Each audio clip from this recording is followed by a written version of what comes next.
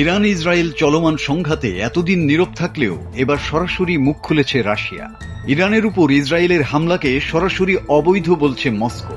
তেহরানের পারমাণবিক স্থাপনাগুলোর উপর এই হামলাকে আন্তর্জাতিক নিরাপত্তার জন্য হুমকি বলে উল্লেখ করে রুশ পররাষ্ট্র মন্ত্রণালয় জানায়, বিশ্ব এখন একটি ভয়াবহ পারমাণবিক বিপর্যয়ের ঝুঁকিতে। ইসরায়েলকে তারা IAEA এর তত্ত্বাবধানে থাকা স্থাপনাগুলোতে হামলা বন্ধের আহ্বান জানিয়েছে।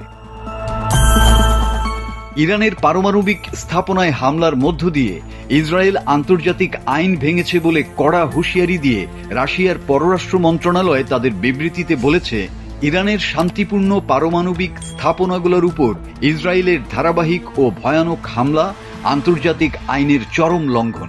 এই হামলা গোটা বিশ্বের জন্য বিপদ ডেকে আনছে। এটা পারমাণবিক বিপর্যয়ের দিকে ঠেলে দিচ্ছে মানবজাতিকে। রাশিয়ার অভিযোগ স্পষ্ট, পশ্চিমা দেশগুলো এই উত্তেজনাপূর্ণ পরিস্থিতিকে কাজে লাগিয়ে রাজনৈতিক প্রতিশোধ নিচ্ছে। তবে তারা কারা সেই নাম প্রকাশ করেনি মস্কো। রাশিয়ার ভাষায় এই হামলা শুধু অবৈধই নয়, এটি আন্তর্জাতিক নিরাপত্তার বিরুদ্ধে একটি স্পষ্ট হুমকি। ইসরায়েলকে হামলা বন্ধের আহ্বান জানিয়ে রাশিয়া আরও বলেছে, তারা আশা করে ইরানে কি ধ্বংস হয়েছে তা তদন্ত করবে আন্তর্জাতিক পরমাণু শক্তি সংস্থা। কারণ ইরান এখনও পারমাণবিক চুক্তি স্বাক্ষরকারী NPTর সদস্য এবং আন্তর্জাতিক পরিদর্শকদের নিয়মিত ঢুকতে দেয় তাদের পারমাণবিক কেন্দ্রগুলোতে। অন্যদিকে ইসরায়েল সেই চুক্তিতে কখনোই সই করেনি। তাদের পারমাণবিক অস্ত্র থাকার বিষয়টি বিশ্বজুড়েই একটি ওপেন সিক্রেট।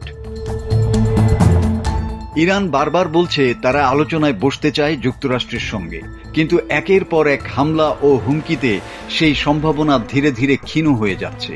তবে রাশিয়ার সরাসরি অবস্থান আজ ইরানের কণ্ঠকে আরও দৃঢ় করেছে।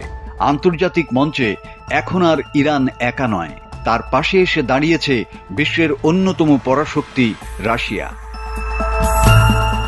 মাসুদ হাসান, বাংলা টিভি।